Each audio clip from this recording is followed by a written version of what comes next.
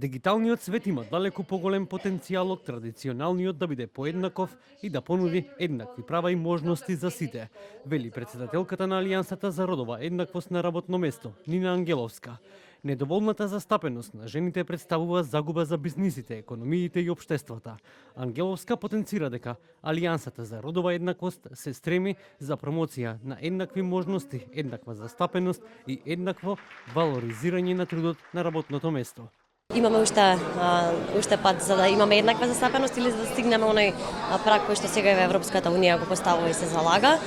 Додека во однос на платите во Европската унија просекот, односно разликата, јазот е 12,7%, додека во Македонија согласно последните податоци е 13,5%, односно жените земаат 13,5% помала плата од мажите за иста работа. Родовата еднаквост на работно место е нешто за кое ние како земја и како амбасада се залагаме за оваа тема, вели заменик амбасадорката на Кралството Шведска во Македонија.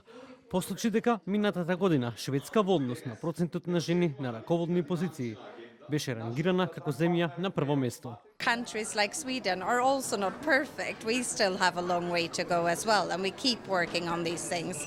And finally, I think the key message for me today is really that gender equality benefits everyone. Gender equality is good for business, and I think that's the key takeaway message. Во време на економска неизвестност, трансформација на пазарот на труд и се поголем притисок врз лидерството. На денешната конференција Equal Exchange 2026 беше посочено дека се отвара простор за поинакви, порелевантни разговори фокусирани на тоа како се носат одлуки, како се водат луѓе и како се гради одржлив раст.